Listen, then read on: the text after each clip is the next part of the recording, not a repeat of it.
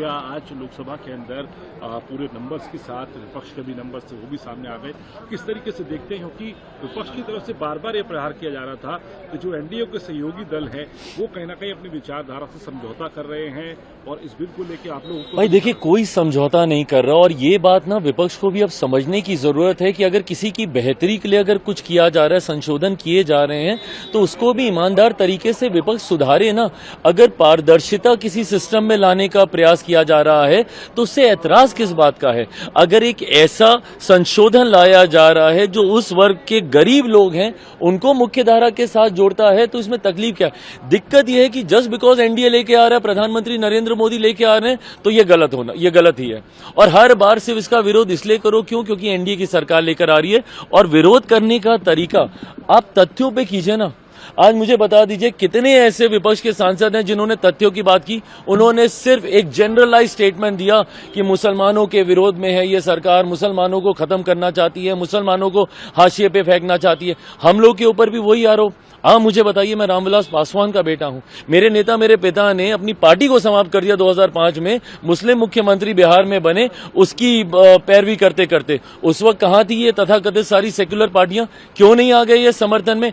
आज मेरी धर्मनिरपेक्षता के ऊपर, आज मेरे सेक्युलरिज्म के ऊपर आप सवाल खड़े करते हैं, बट उन लोगों का आप साथ देते हैं जिनको सच्चर कमेटी की रिपोर्ट कहती है कि भैया मुसलमान की बदहाल परिस्थिति के जिम्मेदार ये लोग हैं। कांग्रेस का आप साथ देंगे, राजद जैसी पार्टी का साथ देंगे जिन्होंने खुद वक्त को लेकर, लालू जी का बयान वायरल है आज की तारीख में, हर कोई जान रहा है उन्होंने क्या कहा क्या नहीं। और विपक्ष की ये आदत बन गई है डराने की लोगों को। इन्होंने इसी तरीके से डराते डराते सीए के बारे में इन्होंने भ्रम फैलाने का प्रयास किया कि वो नागरिकता छीन लेगा। कौन से मुसलमान की नागरिकता छीन ली गई मुझे बताइए। मैंने सदन के इसी पटल में मैंने बोला था कि हाथ कंगन को आरसी के आने वाले समय में पता चल जाएगा किसकी नागरिकता गई। इतना समय हो गया, कौन से मुसलमान की नागरिकता छीन ली गई? धारा 370 हटाने को लेकर इसी तरीके का भ्रम फैलाया गया। हर बार लोगों को सिर्फ डरा कर, और आज पुनः अगले 2 साल में पता चल जाएगा ना, 2029 में हम लोग फिर जाएंगे चुनाव में। 29 के चुनाव में परिणाम दिख जाएंगे।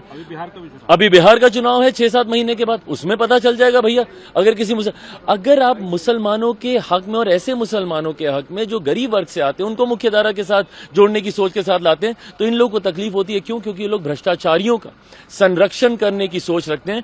ये संशोधन मैं ईमानदारी से मानता हूं, मैं रामविलास पासवान का बेटा हूं, कोई ऐसी गलत चीज का मैं पक्ष नहीं लूंगा जो मेरे पिता की विचारधारा के खिलाफ जाए। मेरा कमिटमेंट ना सिर्फ समाज के इस वर्ग के साथ है, मेरा कमिटमेंट मेरे पिता की आइडियोलॉजी के साथ भी है। तो मैं कतई उसके साथ मैं समझौता नहीं करूंगा। मैं मानता हूं कि ये संशोधन प्रो पुअर मुसलमान है, ये संशोधन उन महिला मुसलमानों के हक में है जिनको अभी तक हाशिए पे रखा गया है। मणिपुर पे चर्चा हो रही थी, राहुल गांधी उस वक्त नहीं थे। अब ये बता दीजिए इन लोग की गंभीरता, एलओपी की गंभीरता बताइए। आज सुबह जब ये भी आया, जब ये वफ्द को भी जब इंट्रोड्यूस किया जा रहा था, for the longest time LOP was missing. अभी जब मणिपुर वाला मामला, मणिपुर इतनी बार ये लोग कह रहे हैं, उसका राजनीतिकरण कर रहे हैं, सब कर रहे हैं। और जब गृह मंत्री जी जब उसके ऊपर जब जवाब दे रहे हैं, जब अपनी बातों को रख रहे हैं, जब स्पष्टीकरण दे रहे हैं, आपके सवालों के जवाब दे रहे हैं, तो आप मौजूद रहना भी जरूरी नहीं समझते। वक्त के दुनिया भर के ये लोग माहौल बना रहे हैं, जनता के बीच जा रहे हैं, मुसलमानों के बीच जा रहे हैं। आप दिन के विजुअल्स निकाल के देखिए, विपक्ष के कितने सांसद कब कब मौजूद थे। और खास तौर पर एलओपी की भूमिका, भाई you have to be present in the house, counter us every time, then you say that कि ये स्पीकर आपको बोलने नहीं देते, सरकार आपको बोलने नहीं देती। आप रहिएगा तब तो आप बोलिएगा, आप रहेंगे नहीं तो बोलेंगे कब?